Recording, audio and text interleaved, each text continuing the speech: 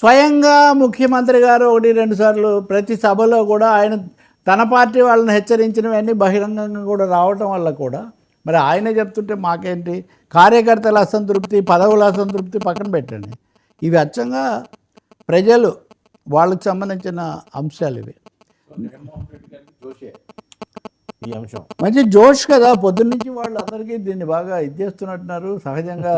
అందులో ఐఐటియన్స్ అంటే ఐఐటి అంటే మన దేశంలో కొంచెం ప్రెస్టీజియస్గా చూస్తారు కదా, పైగా వాళ్ళు ఆ వివరాలన్నీ కూడా ఇచ్చారు ఎలా చేశాము ఏంటి అని.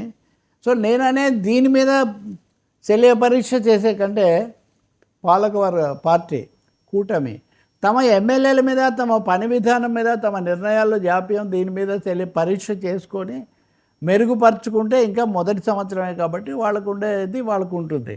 అలా కాకుండా ఇక మాట్లాడిన వాళ్ళ మీద, లేదా సర్వే చేసిన వాళ్ళ మీద, ఈ వివరాలు ఇచ్చిన వాళ్ళ మీద విరుచుకు పడిపోయి ఇది కూడా ఏదో అనేది అంటే అది బెడిచి కొడుతుంది ఇంకా కొంచెం, అది ఇంకా మరింత అసంతృప్తిని తెచ్చి పెడుతుంది. సూపర్ 6 అనేది కూడా వెంటనే అమలు జరపకపోవటం పెద్ద పెద్ద మైనస్ పాయింట్ అయిందండి అది, అందులో ఇంకేమీ సందేహం లేదు. అలాగే నిరుద్యోగులకు సంబంధించినది కూడా వెంటనే చేయకపోవటము,